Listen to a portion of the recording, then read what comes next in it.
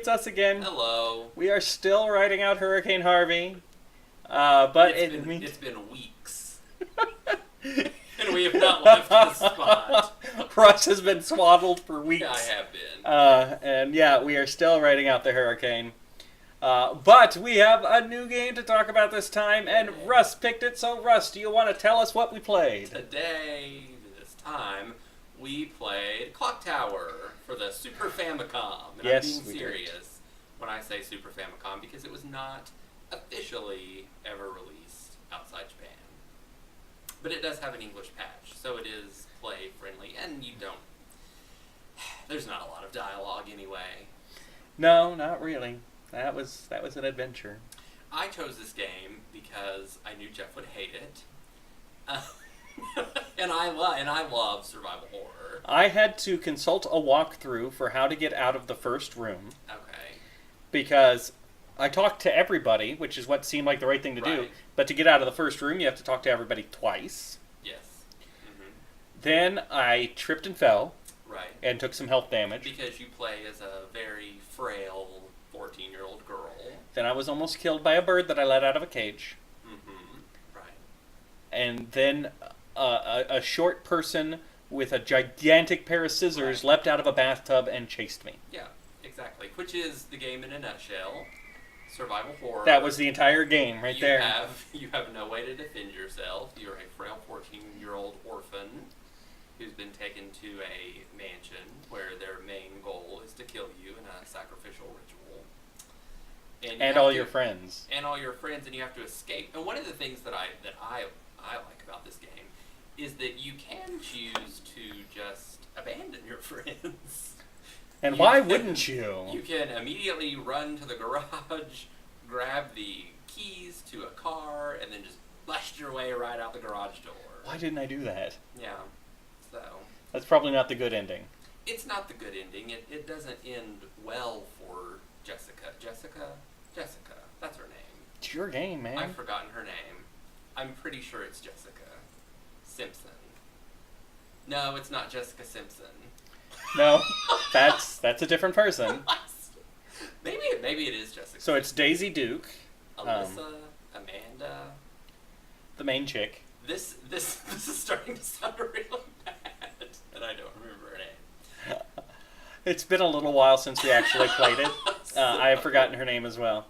So there are multiple endings. There's also multiple ways to encounter the Scissor Man, which is the main antagonist, really. He's the one that's chasing you constantly. He can pop up in virtually any room. There's a couple of ways you can meet him first. I met him in the bathroom where I opened up the shower curtain, and instead of Dead Cousin Ted, like I was hoping for Maniac Mansion, I got a friend of mine all cut up, and then from the water emerged a pair of scissors, and then the very short person that was holding them. Right. And then he chased me everywhere. Jennifer Simpson. Okay. I've been thinking about it the whole time. I'm glad somebody was thinking. Jennifer. Anyway. Also, one of the neat things about this game is when you replay it, apparently that doesn't really help you knowing where everything is because the rooms move. Right. Yes. All the rooms in the mansion move around every time you play the game. Most of the rooms can move around. That's true. Your friends can die in different ways. You can find them dead in different rooms.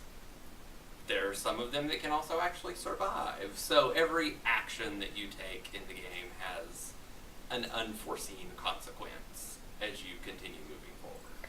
So we talked about a couple times how these are not my style of games, because this is very... Playing it felt like playing Maniac Mansion, but without any of the humor and gentle comedy to it. It was just very anxious. Yeah. That's the thing. I don't like playing horror games because I know the game is going to try to scare me. I know at any point anything could happen, so I'm waiting for it. I'm tense. And I don't play video games to get tense. I play video games to relax and enjoy a good story. And this one has a decent story. It's just, I don't play video games to be stressed out, man. I get it. So you're extremely excited that we'll be playing Clock Tower 2 at some point. You can play Clock Tower 2. I don't know that I need to play Clock Tower 2. So here's an interesting bit of trivia. Because this Clock Tower was never released really in the United States. What we know as just plain Clock Tower is actually Clock Tower 2. And what we know as it's a Clock Final Tower Fantasy 2 thing. is just a spin-off. So that's a little bit of it, because all of the other Clock Tower games have been officially released for the PlayStation and PlayStation 2 in the United States. Just not this first one. Just not this first one. So- Probably because it was a Super Famicom game and because of Nintendo's weird policies about not having anything too violent or horrific on their system. So if you want to play it, you got to track down the ROM like I did, the English patched ROM. I don't recommend it. I'm kidding. If you're into survival horror, it's a fine experience. It is a nice kind of, it's adventure game-esque in finding the right items and the right sequence and cleverly figuring out how to get the Scissor Man off your trail. Because all you can do is run and hide. Yeah, it took me a while to figure out that he was still coming after me. Because I'd get a couple rooms away and I was like, okay, that's done.